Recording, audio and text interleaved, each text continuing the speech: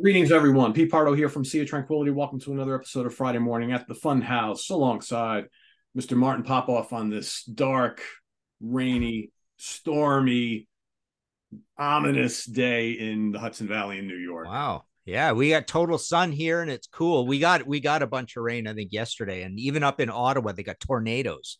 So Tornado Alley is moving north. We have them in Ontario occasionally, not super strong ones, but yeah, it's coming.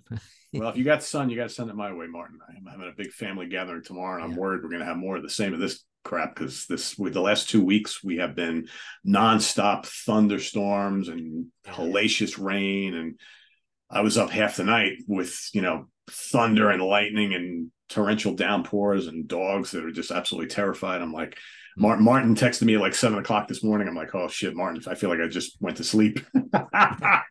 And it's starting already. So I'm hoping I got one dog in here with me that's kind of like, Oh the other yeah. one, I don't know where she's hiding. So anyway, so Okay. we've got a interesting topic for you here today. So as expected, this kind of the germination of this topic started up on the UK Connection show a week and a half ago with Simon Bray and Stephen Reed, where we were talking about the Huey Lewis and the News album Sports. So we were talking about how back in the day, 80s, right, or whatever, 70s, 80s, early mid 90s, when an artist had a big album, even if you didn't like the artist or you didn't like the style of music, you knew them really well. You heard the songs many times. Sometimes you couldn't escape them because really all we had back then was either you buy the record, or the cassette or whatever it is, you hear it on the radio, or you saw the video on MTV. That's what we had.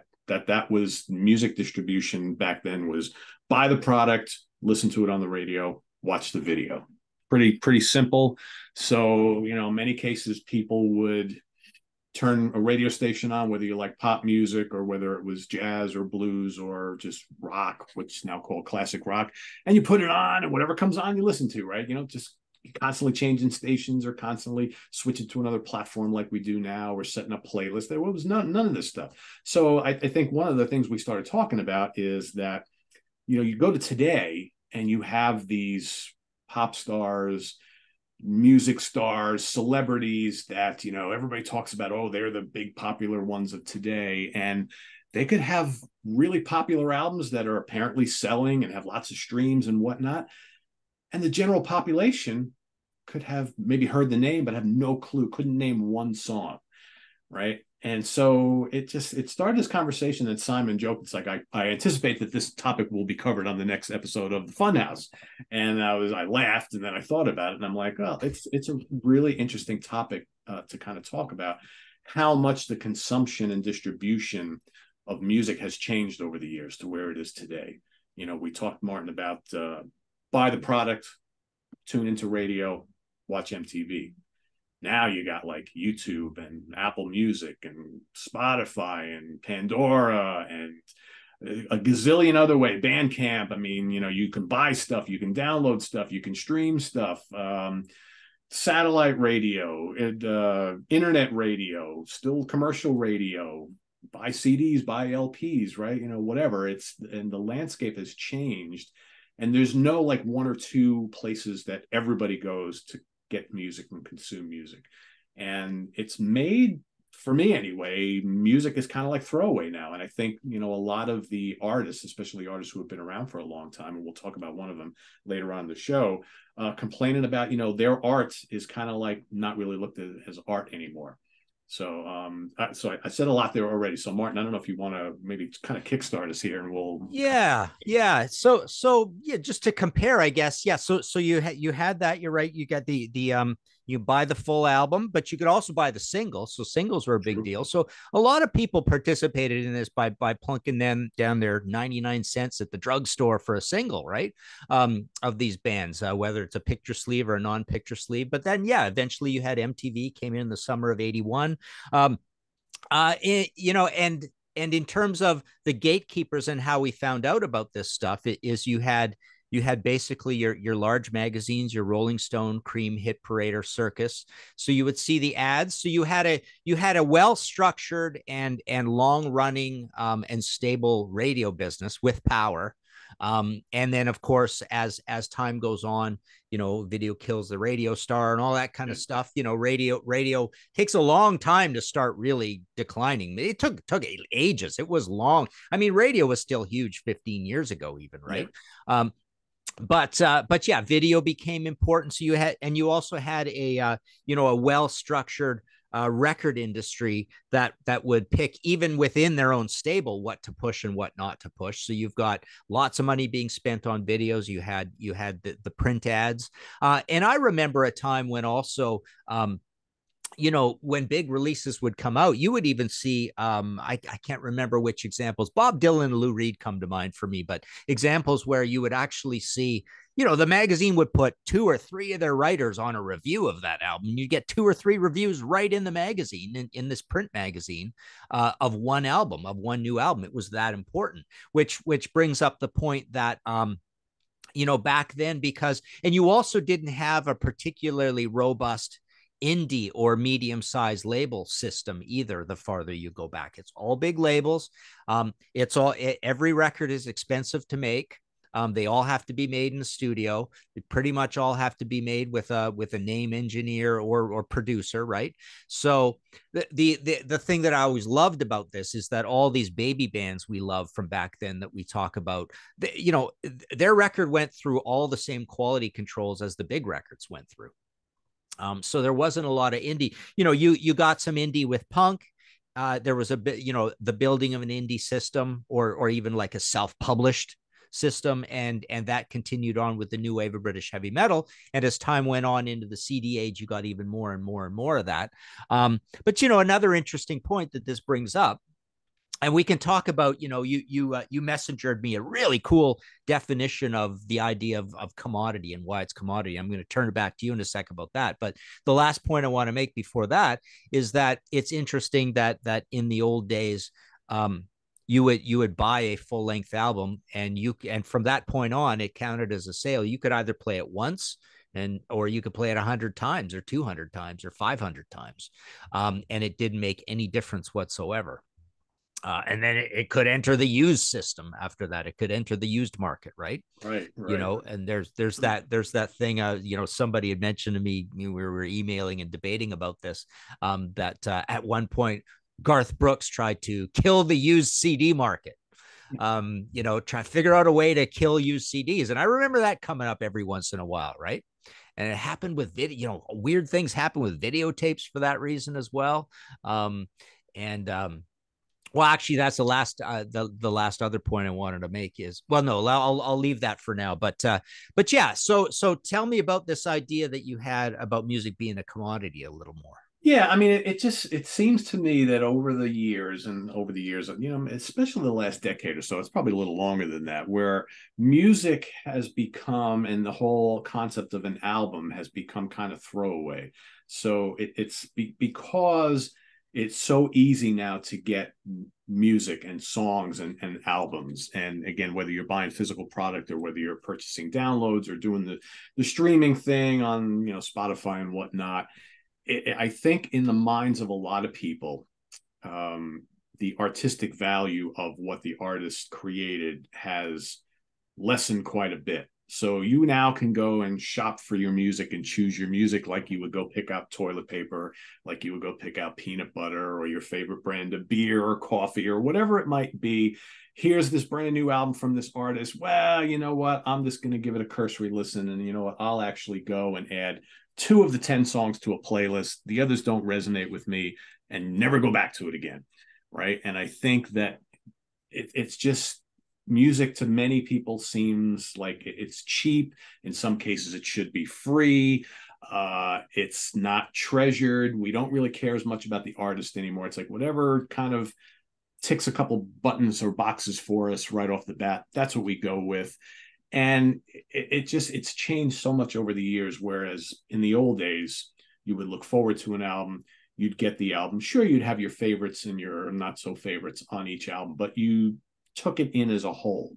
where now like albums are made to be dissected, and how many artists now are not even releasing albums anymore. They release singles, songs, EPs, whatever. Whenever they've got a couple tracks, they put them out there, they throw them up on YouTube, they put them on Spotify or Apple Music or whatever it is. And this whole concept of an album as a thing is kind of not really important to so many people anymore. And I know that saddens a lot of people, but it's, you talked, and I wanted to kind of mention this too. You spoke about the major labels back in the day, right? So even like the up and coming baby bands, the young bands, you get hopefully signed to a major label deal, and maybe you have a great career, maybe you put out one album, you get dropped, whatever it might be. But that's what you strive for, to get that label deal. Because back in the day, you don't have a label deal, your shit's not going to get played or bought or anything, right? It's just the way it goes. Nowadays, we've seen the kind of collapse of a lot of the big record labels, and there's plenty of them still out there, but anybody can put an album together nowadays. Anybody can go and play the music and get it on various platforms. You got things like TikTok and Instagram. There's all these social media platforms where people can get their image and their music out there. And it's like, why get a label deal where the record label is going to tell you what you should do and how often you should do it, and maybe not give you the support you think you deserve, maybe not give you a big advance, not really help you out with tours. So you have a lot of these independent bands, right, or have been all over the place for the last 20, 30 years. And what do? They record some music, they release it on their own, they go out, they play shows, maybe not big shows, they sell lots of merch, they're all over social media, and that's what they do. And that we've seen it, Martin. We've seen and talked to a lot of these artists who have been around since the 60s, 70s, and 80s, who are now like, they're faced with this kind of atmosphere, and they're like, that's not what we do. We used to write songs, the label would give us the big advance, we'd make the album, we'd hire a big producer, they'd help us finance the tour, we put the merch together, and that was the cycle, right? Album, tour, album, tour, album, tour. It doesn't really work that way anymore. So it's changed drastically. And I guess, if you're an older band, you either conform or you kind of, you go away, right? Which they're all going to do eventually anyway. Yeah. So a couple interesting points. I mean, I always think about, okay, so number one, I think back then you had less competition for your entertainment dollar, right? Yeah. But not in a fully radical way. I mean, you still had sports and movies and music, and you could read a book. But eventually we got the internet. Read a book, right? Woo. Yeah, exactly. Yeah. Eventually you got the internet. But you also got subtle different things like being able to time shift all your viewing. So now you've got viewing on demand, and you can, and of course, with the way music's distributed now, you can time shift all your music viewing. But also, of course, we have basically, virtually free supply of all our music as well. It's funny. You think of sometimes you can massage into this the idea of as societies advance. Maybe we all have more time for entertainment than we used to. You go back to Victorian times and the kids are working in the mines or sewing clothes and stuff and not going to school very much. And a regular work a week was 70 hours or 80 hours a week or whatever. And then you move forward, and people who argue about, how do the people on lower incomes fare now versus even 50 or 60 years ago, and people who want to sort of downplay the plight of the poor would say, what, if you're poor these days, you still have a phone, you still have a TV, you probably still have ways on your TV, smart TVs, to time shift what's going on. So there are things that almost everybody owns, sort of thing, right? Which gives you access to lots and lots of entertainment. And to bring it back down to our sort of situation with music, I mean, a lot of people will, I was reading something that a lot of people will debate that there was always a lot of supply of music, right? More than you can handle or whatever. And where that may be true, I definitely, argued quite often as being like, an uncompromising metalhead coming up in the 70s and 80s. There wasn't a full supply. I mean, you could run out of supply of heavy stuff pretty easily, right? So that's amazing to me. And you know, and there weren't a lot of subgenres. And as you go further back, you know, old timers will say, oh, back then there was just rock, right? Everything was rock, and you'd see these multiple bills with all sorts of different genres on it. Of course, as the genres keep going sub as you move on, you know, everybody's getting into their bubbles, of course, but you know, I would definitely argue that you know, the supply goes up and up and up, and of course that's based on things about how easy it is to make an album these days and how easy it is to distribute an album these days. So I'll argue one thing about the commodity thing, which I think is kind of interesting, is the idea that I think people still you know, young people will get touched by music in the same way emotionally and all that, and there might even be a little you know, zesty juicing of that, in the idea that there are so many bands and it's so fragmented that when you find your band, it might even be more magical than when, as you said in that show, you know, I bet you were one of those 7 million people who had the Huey Lewis album, right, or were listening to it, right? So if you are one of 7 million people and there isn't a lot of supply and you're just being force fed these hits and you get into them, maybe your connection to it isn't as strong as a kid these days who drills down into that subgenre. There's this guy on TikTok that's doing a really interesting job of what does he call himself? I should have looked it up a little more, but it's really cool. I stop every time I see one of these, right? So he says every single day I'm going to go into a subgenre and report back to you, and I'm going to go listen to this subgenre. And he says, "Oh, I listened to 4 hours of today's or yesterday's was Swiss experimental." And what were some of the other ones? They're really, really bizarre subgenre names, right? So he does this quick TikTok video, and he says, I'm going to go away, listen to this, and then he shows, you know, him going around, you know, the same sort of pictures. Then he comes back and says, okay, I spent today listening to 4 hours of Swiss experimental, and here are 3 of my favorites, and he plays 3 examples of it, right? And then he rates the genre out of 10. And he gave this one, he says, anything experimental is good. And I quite like the first one. And it is pretty neat stuff. Actually, yeah, he had a Christian symphonic metal one time was one of them. But so something we can relate to a little more, but there's so much we couldn't even relate to. Like there's some really weird genres. One was, oh, what was it? Brown noise or something. But so he comes back and then he rated Swiss experimental 7 out of 10, right? But the interesting thing, like I say, is that maybe perhaps when you find your band these days, you know you're one of a few thousand people who even know about this band, and they become your band, and you're even so more much attached to it than the old way when we were. So I'll leave it there and turn it back to you. Yeah, there are a million subgenres, and I think nowadays people tend to they'll jump from one to the other. Like, you know, I remember like a year or so ago, the whole Korean music scene was very, very popular, and you just mentioned a whole bunch of things I never even heard of before.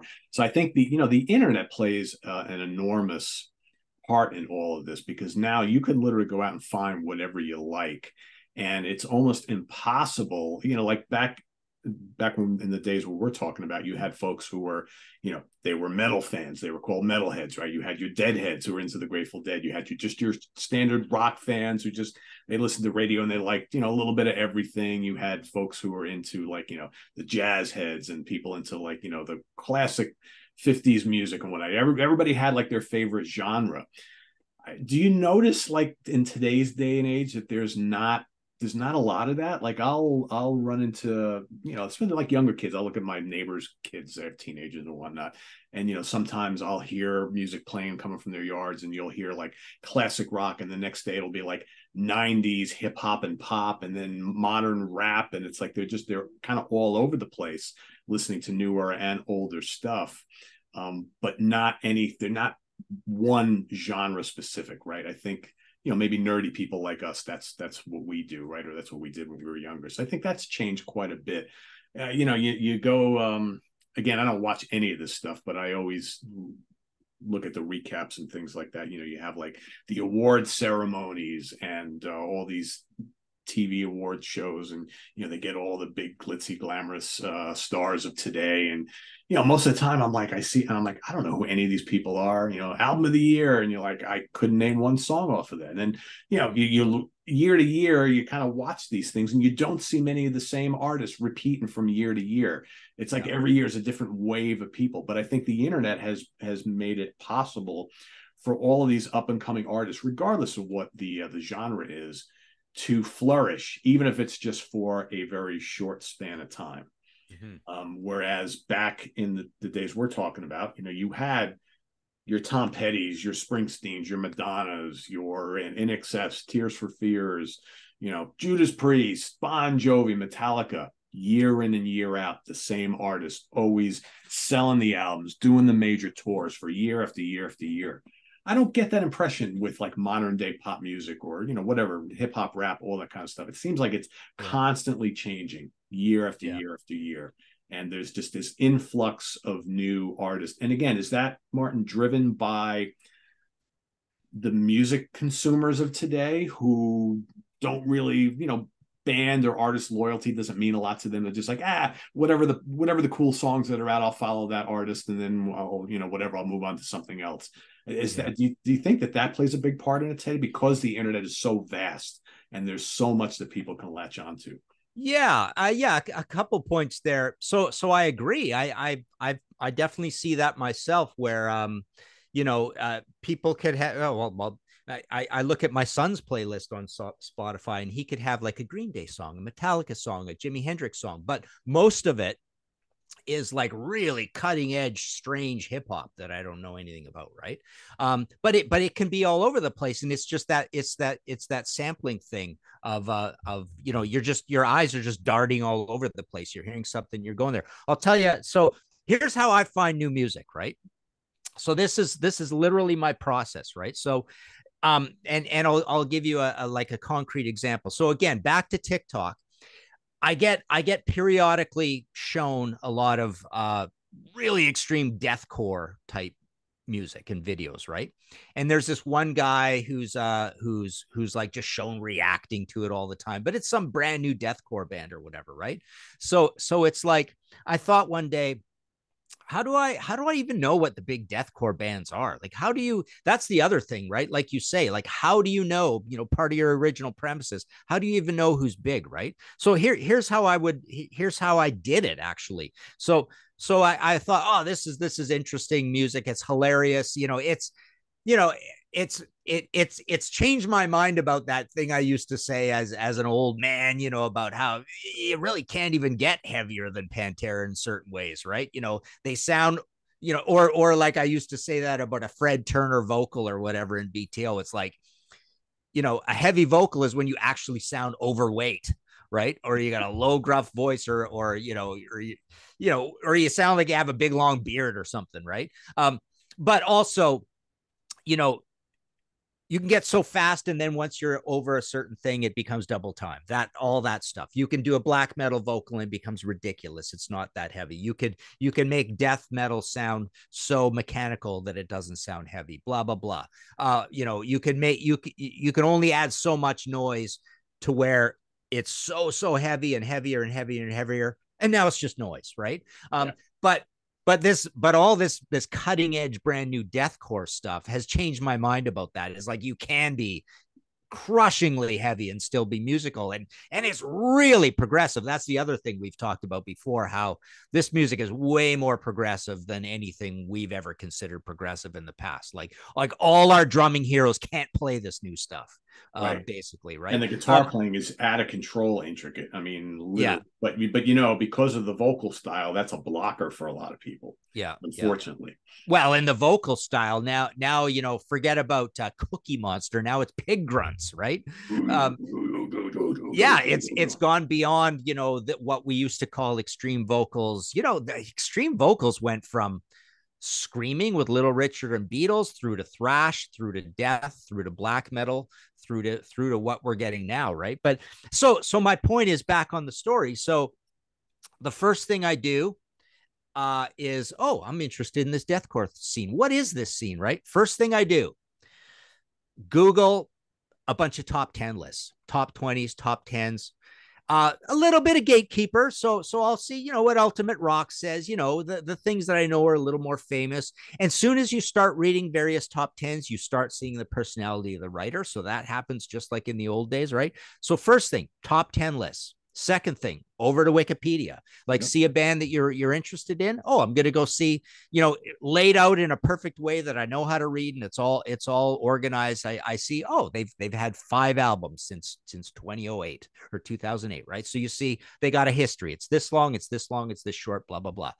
Maybe if the history is long, you can sense from Wikipedia a little bit that where their record sales are, because they probably ain't gone gold or platinum, but there's other little things you can see. Then after that, I'll pick an album. I pick an album name that I know I can put into a search engine and it's going to come up properly over in my Spotify, right? So you put it on Spotify, you play it, and you play a few songs here and there from it. But also Spotify will give you those streaming numbers, so you kind of can see how famous someone is. But frankly, I'm not sophisticated enough yet to even understand how good certain Spotify numbers are, because again, you're drilling down into these micro subgenres that I don't know what 45,000 plays is on an album that's 2 years old in a deathcore genre. I don't know how famous that is, right? I know what 2 billion plays is, and I know that's famous, right? But 100,000 of an album from 2007 or whatever. So again, and now we're into the behavior where we're going to match what a young kid does, and we're just so frantically literally playing 4 or 5 seconds of each song. And this gets to the commodity thing where it's like, am I just here? Am I now over here sampling all this deathcore stuff for entertainment purposes or for learning purposes? Right, to satisfy curiosity. Yeah. Am I just reading the headlines about deathcore because I'm going to be in and out of this album in about 48 seconds, right?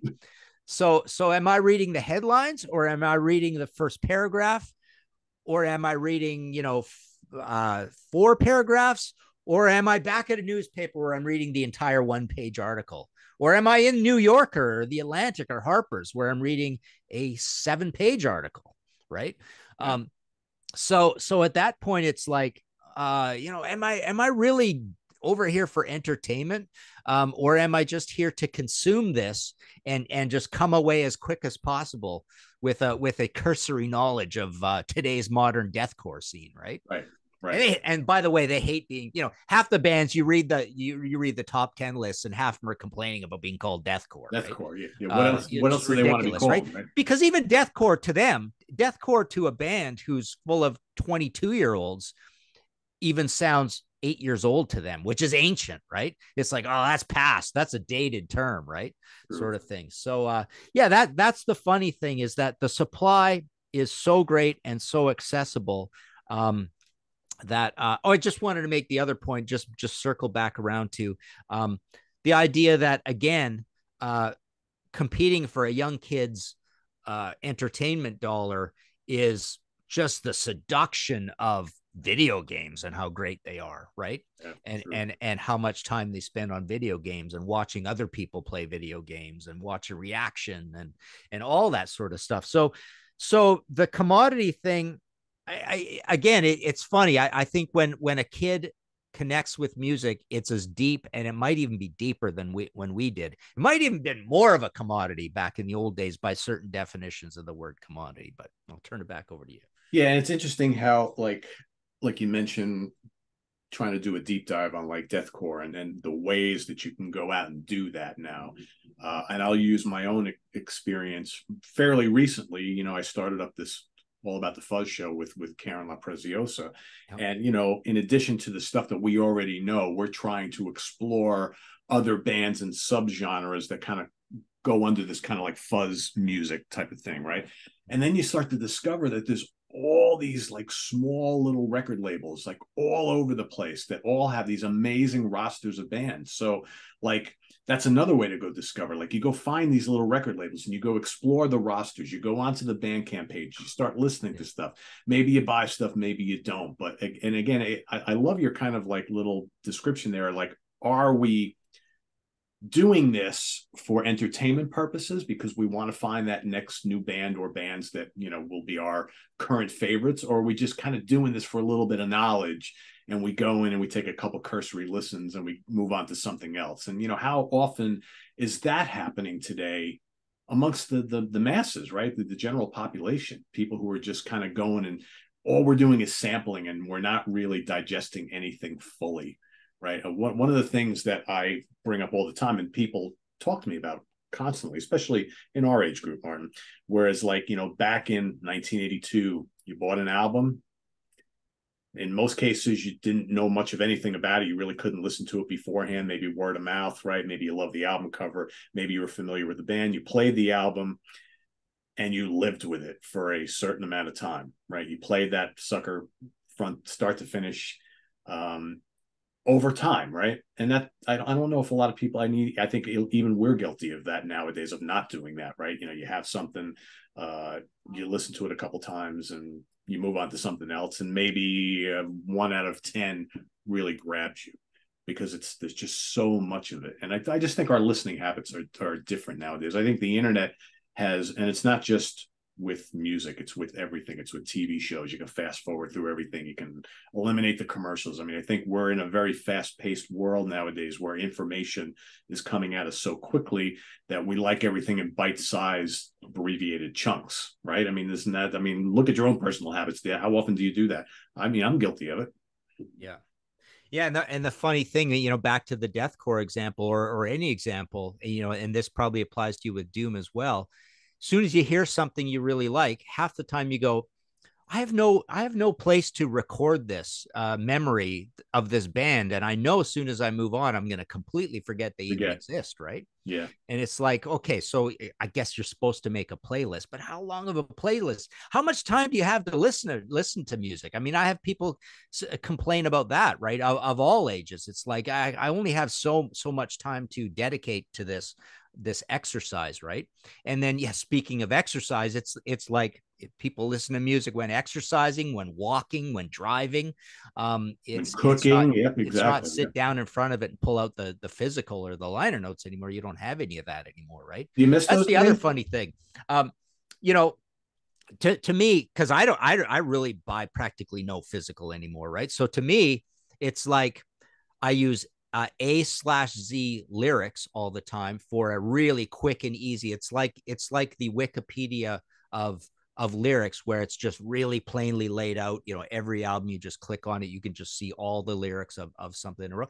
And I have to use Discogs to go see the booklets of This things guy if I was want great. that to get the liner notes. And half the time they're too small to read because they've took a shot of a CD booklet and it's not very high res and you can't blow it up. So it's like, and so I do find that the main thing I'm missing with physical is the liner, is the credits more than anything. So quite often when I need credits and I'm looking on stuff and I don't have the physical of it, I can't find the full credits. But that's the only thing. Even when I buy a physical of something, I won't even play the physical. It's because my more convenient stereos are from Spotify and even YouTube. And that's the other crazy thing about Spotify and YouTube. There's a lot of things that aren't on Spotify, but I rarely have been stumped with not being able to find something on YouTube. Yeah, yeah. I think the only thing that I've occasionally had issue with YouTube is that they won't have like a complete album, and you'll have to just go to Discogs Yeah. and get all the tracks and then listen to all the tracks separately, but they won't have them all grouped together. That happens occasionally, but yeah, you can generally find everything on YouTube. But you know, for me, I mean, YouTube is only convenient if I'm sitting here in front of Yeah. my computer. I don't use it any other way. I mean, I was just going to ask you before, do you miss like the days where we used to sit down in front of the stereo with an album and you didn't do anything else, you just listened to that record, maybe put on another one after that? I mean, those are days where we didn't have as many responsibilities, obviously, but I miss that sometimes because like you, I listen to music. I have 3 iPod classics Mm-hmm. all full, and you know I have two 160 of those gigs. all full. Same thing. Yeah, and I, you know, and every time I have more music that I want to add into my iTunes, I go buy another used one and I fill that one up, and they're all labeled, you know, and And I listen to that at the gym. That's what I do at the gym. I now have to use that in my car because I bought a new vehicle recently. It doesn't have a CD player, so I gotta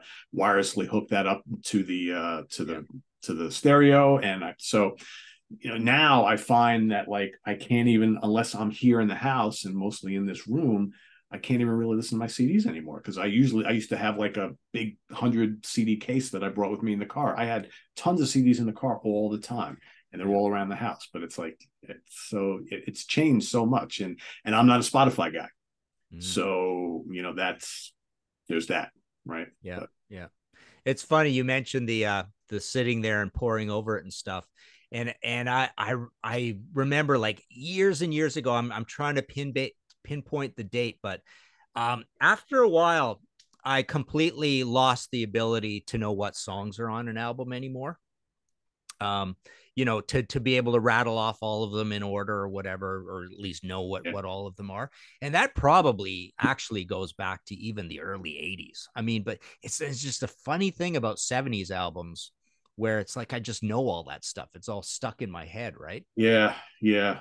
And is that down to having so much time with them and Yeah. and different place in our life? I totally agree with you. Like now I'm like with a lot of like more recent albums, and I'm talking like from the last 30 years or so, I have a hard time remembering song titles. You Yeah. know the Oh song yeah. when you hear it, right? But then Yeah. sometimes I'm like, if it's from a big catalog that you have a lot of, you're like, all right, I don't know the song titles. I know the song, and I can't even sometimes remember what album it comes from. You Yeah. know it, right? But you just all those little things that you did automatically and maybe took for granted back, in the 70s and the early 80s. It's changed quite a bit. That is so funny because I remember, and I said this before, and I think I even said it right in the show when we did that Clutch show, right? Um, I kept thinking, I'm like not I'm not given any good information here because I realized that I can't remember any of the song titles of any of these songs. But if you played me every one of those Clutch songs, dozens and dozens and dozens, I knew every single thing that was going to happen at every point throughout that whole song, right? Yeah. Like I knew the song front to back. But ask me the literally the title of the song, I couldn't tell you.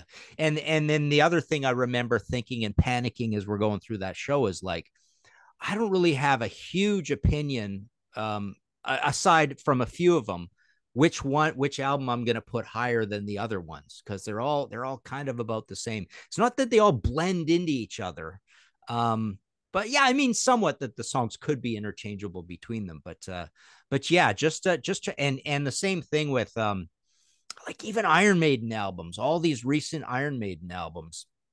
There it's hard to remember the names of too many of the songs past two or three on each one, right? But all those 80s albums, you would never even think twice Yeah. about it, right? Yeah, you just know front to back. So yeah, so something about and this leads into another discussion about our artists underpaid. There's that whole bizarre rant about streaming and how streaming isn't paying well. And people go through all the numbers and they say what a pittance we get when on our streaming numbers. But then people come back with two arguments. Number one, Spotify somehow manages to just lose hundreds of millions of dollars every single year anyways, right?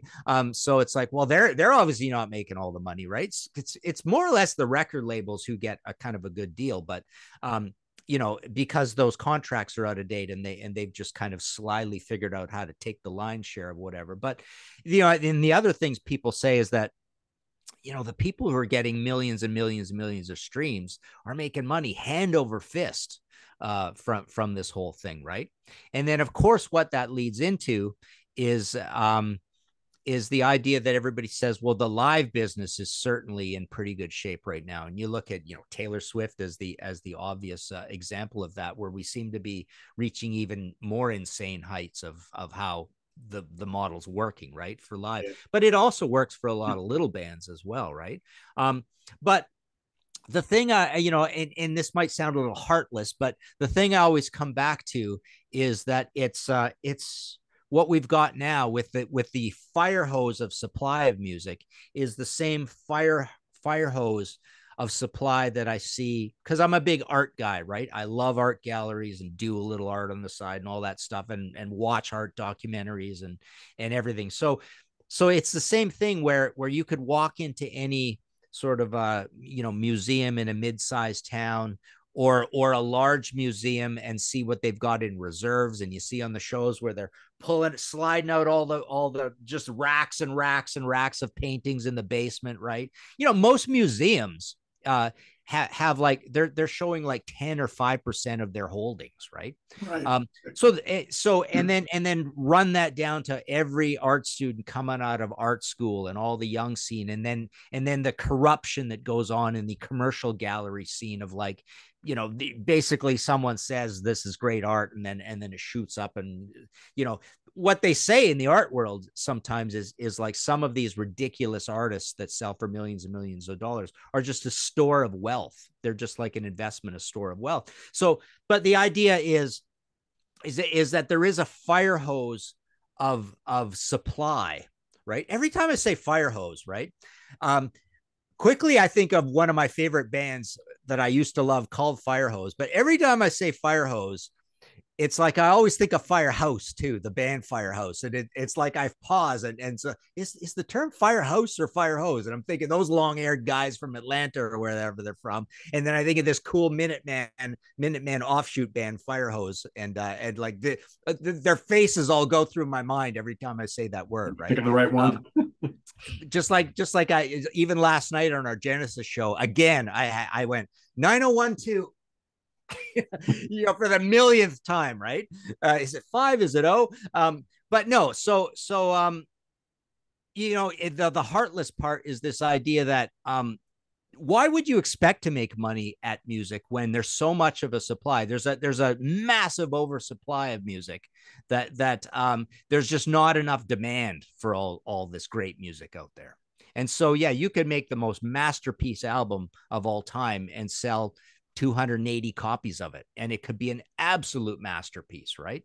And Or you're on not a going to make a slightly lower dime, and level, nobody's going to hear it. Yeah, yeah, exactly. or on a slightly more stratified, normal old man level.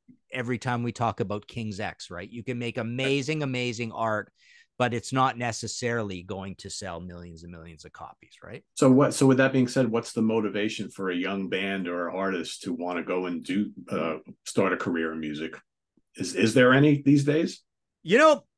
A funny part of that answer might be the barriers to entry are so low in terms of how to get it marketed, because you just go direct, and how hard it was to make that record. The barriers are low. It's going to get a lot easier with AI too. Yeah.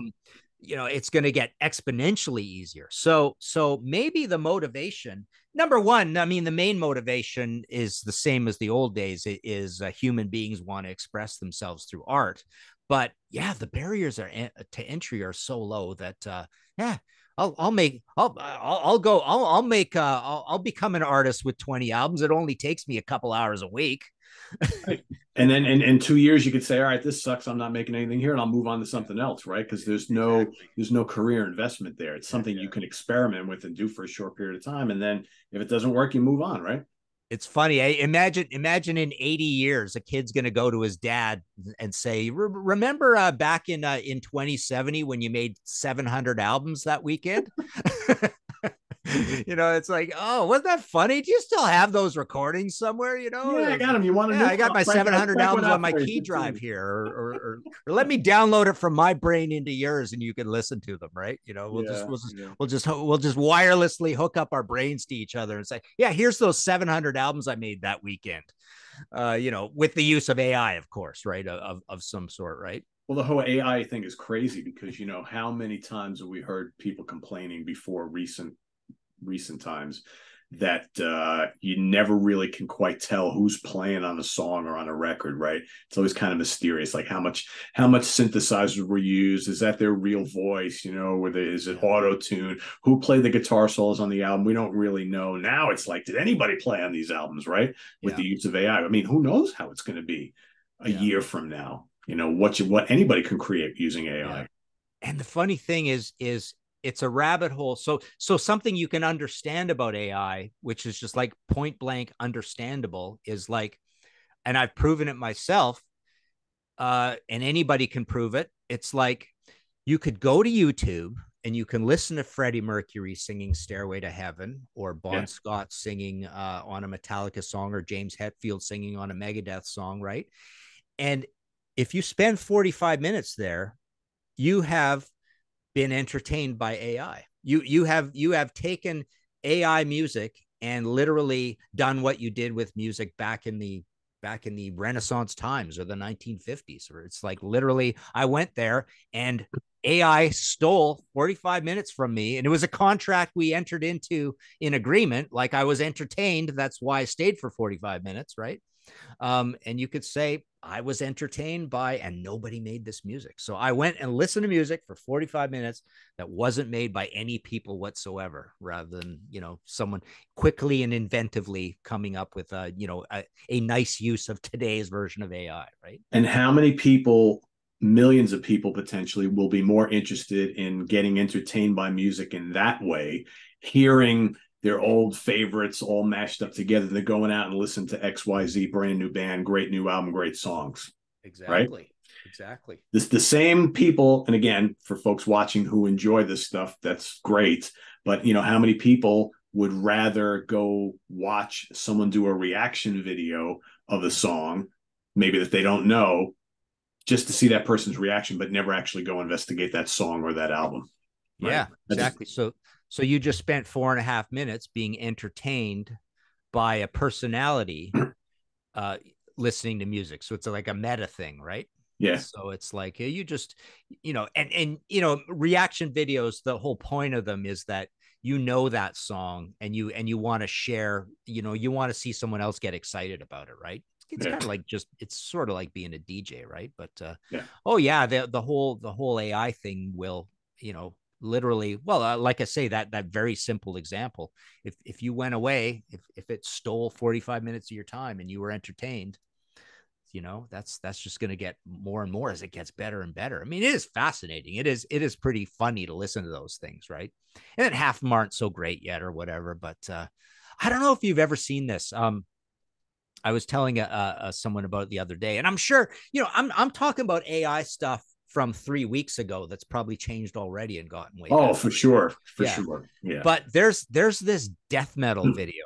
Um, this thing is unbelievable. Have you seen the dogs one? Have you seen the picture of the dogs movie, and how creepy and strange it is? There's this wild thing about, this isn't even a music thing. There's this video of these dogs just jumping around, prancing around in a park, and it's all AI, and it's creepy as hell, right?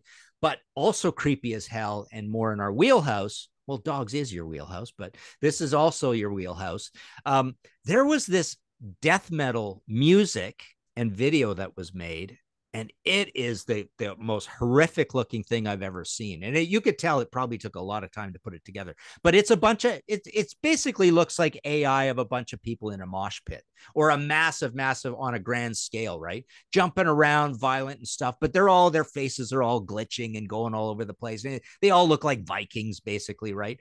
And it's this really artistic AI video, and what's playing is actually really kind of cool, dissonant, drony. I think it might be, well, no, I don't even think it is instrumental, but it's just really cool, interesting death metal, right? Super artistic, playing with while this video is playing. I think the video is black and white as well, but yeah, talk about super entertaining, right? So Yeah, this stuff is nuts. I know, like in my day job, I work for a company that has a IT learning platform, and man, all of our customers, all they want to hear about is Chat GPT right now. That's like, so we're just trying to put together lots of new forms of learning for people to get involved in Chat GPT. But like you said, it changes every day. Every day, it's amazing. Like what it was like 3 months ago, it's changed so much since then. So it's just nuts. Yeah, I can only imagine what it's going to be like when it comes to music going forward. yeah. And we're probably almost running out of time, but I mean, we were planning to react to this Steve Lukather Yeah. rant that he would. Yeah, we'll Do close you out want with to that. What read do a you bit think? of it? I mean, Yeah, go go ahead, ahead. Martin. Oh, you want me to? Okay. Yeah, go ahead, Uh, Martin. so I guess this was posted on Facebook or whatever, and it's a bit of a long story. So I'm part of this industry email book, and a lot of people reacted to it and said some interesting things, but may not get into that. But he basically said this.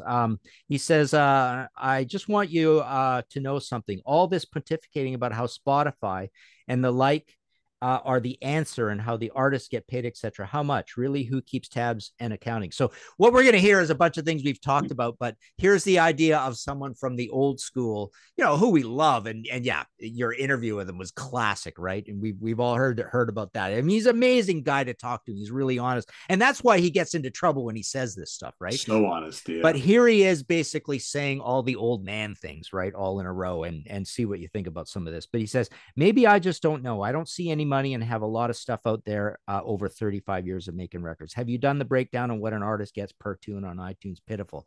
Now, if you are with a label, it's even worse because they take a huge share of that. The breakdown, after all, is said and done for most is pennies.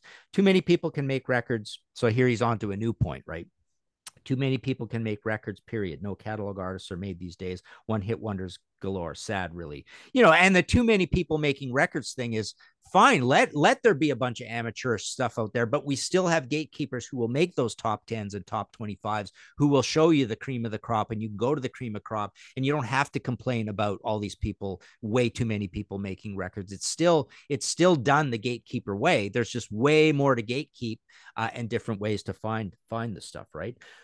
So and the one hit wonder thing is true, as we talked about before. There's so many massive billion stream songs, and then those artists go away, blah blah blah. Then he goes, now record companies don't give budgets like the old days when the great records were made because they cost money. They want to make records for nothing and own you for life and a piece of everything an artist does. You can sell 1 million and still owe them. My 25-year-old son has buddies who have platinum records living in a one-room studio apartment, broke. And we know, we've all interviewed rock stars who have been part of million selling albums and are broke, right? And that whole scammy system of them just being a bank and doing a video on your behalf that costs $300,000, and oh, by the way, that's coming out of your royalties, is like they would have said, And don't make the supplying all damn those video. mounds of cocaine and whatnot, and right, thinking that was all given to them. Oh, right? they sent a limo for me. It was great. We took a limo to the It show, all costs right? money, It's like, right? Yeah. oh, by the way, you paid for the limo completely, right? 100%, right? So and then he goes, of course, back then record companies cared about music and nurturing artists for a long-term career and long-term money, but sure, they got the lion's share, but then they invested, believed, and promoted it, so there was some justification. Now it's beats and how many Facebook hits or YouTube hits you get, all of which either make no money or short-term money with no real way to account for it, and truly suck for the most part. People want to be famous, not good. So he says, well, that's another weird thing that's happened with the world. I mean, fame is a big thing because there's so many, dopamine hits of different kinds of fame, and just the direct and how easy it is and how quick it can be with going viral. With honestly, the whole trick to going viral about anything is just being painfully honest and personal about your life, right? And so when people make these TikTok videos and they say things, most people grumble about it, right? But then most people would say, I would never say that shit. There's no way I would tell anybody that stuff, right? So it's like you can't begrudge them, right? They just took that extra step and said, I'm just gonna lay it on the line, right? Yeah. That's how you get famous, right? But then he says, with all the fakery and auto-tune, time correction, cut and paste, most people don't know how to play a song from top to bottom in a studio and tune in time and with feeling. Rare. Well, maybe it's not necessary anymore, right? Well, that's Pretty the thing. soon, Does Steve. anybody care? Yeah. Pretty soon, nobody's going to actually be making the music. Right? Well, that's what we just said. Yeah, made by AI, right? I am in the studio all the time and hear the stories from the producers and engineers, and yet no one cares that so and so who sold a load of records. How much is that these days? Can't sing or play. They make records for people who don't even really listen. It's background music. Here's your thing about commodity, right? Background music for people either to find a mate or shake their heads while texting or Skyping or doing other things. It's kind of true too. Like we said, it's like, I still think people find magic in music, but I think our brains over time, the evolution of humans is that they get better at multitasking, right? Kids now can multitask like crazy, right? So it becomes part of the things they're doing while they're doing it. Let's see. Gone are the days of loving, dissecting, discussing the inner workings of an album, sitting in silence while it plays, looking at the liner notes and the few photos in the studio. He puts in caps. Kind of interesting. You're right. To show him in the studio, right? Imagining what a magic place it must be to make such music. Gone. You need a jeweler's eye to read the credits if one ever really cares. That's the other thing with even if I buy physical, I can't read the credits. I have to like raise my glasses and because it gets so small, right? So that's your typical as old timers complain the difference between CDs and LPs, of course, right? So I showed this the other day, but for those folks watching who didn't see my review of the new Iron Gin album, which is comprised of it's like a little super group, guys from the Devil's Blood and a bunch of other bands. So here's the CD booklet. Yeah. I give anybody credit who can read this. Yeah. I mean, well, it happened in the LP days too. Don't handwrite your damn lyrics. No, right? First of all, it's too small and it's all handwritten. And I'm like, I don't know what any of this says. And I'm not going to go try and find a magnifying glass and try and do it. So, yeah. And it never dawned on, and there was a time in the CD age where they were just so lazy that they just shrunk down the stuff on the LP to make it onto the CD booklet, and then it shrunk.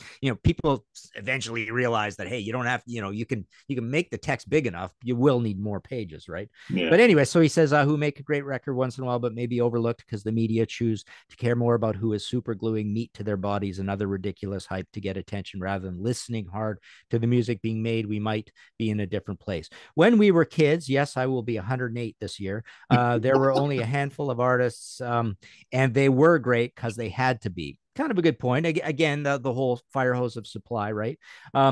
Or firehouse of supply. You could choose not to like some, but outside of the teenage fodder, most deserve their success, and no one sounded alike. No one. We live in a Mick world that moves way too fast, and now even the drugs suck. I mean, when I was young and got high, I never got naked, foaming at the mouth, and tried to eat someone's face off. So yeah, so here he's commenting on how heavy duty today's drugs are, right?